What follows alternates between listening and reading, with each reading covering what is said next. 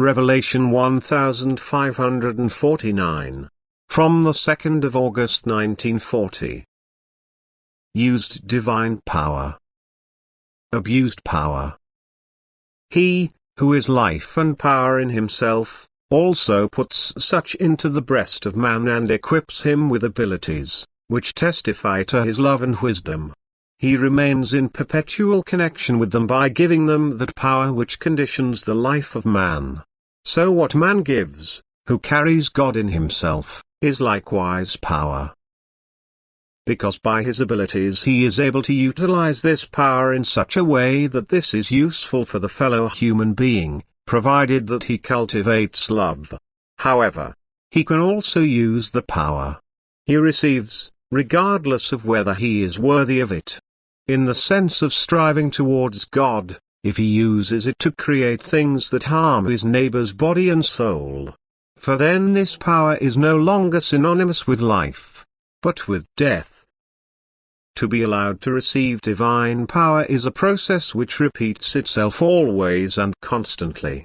For not a second passes, when the power current from God stops, and it can be used always and constantly life awakening. If the striving of humans always applies to the good, then this strength works building up, but not destroying. And if this power from God is used for the building up of that which threatens to collapse, if by means of this power that which is in decline is led up again, then this power has a truly life-awakening effect. Again and again we have to consider the misery of the one who is also of God, but who is not aware of his life-awakening power. He does not use what is offered to him, and that means stand still of the spiritual in himself. Or he uses it in a wrong way, and that means decline. The life, which was given to man on earth, is preserved for him precisely through the supply of divine power. This power should not remain unused, but it should also not be misused. It is used by man through any activity, and if the activity is God-willed, then the power is used in the sense of God. Misused power, however, is sin before God, because misused power is everything that goes against God's law, that is, every deed that lacks love for God and neighbor.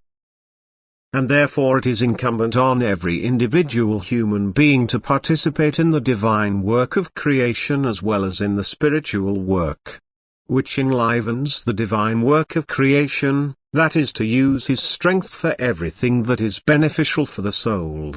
For this should be the greatest concern of man.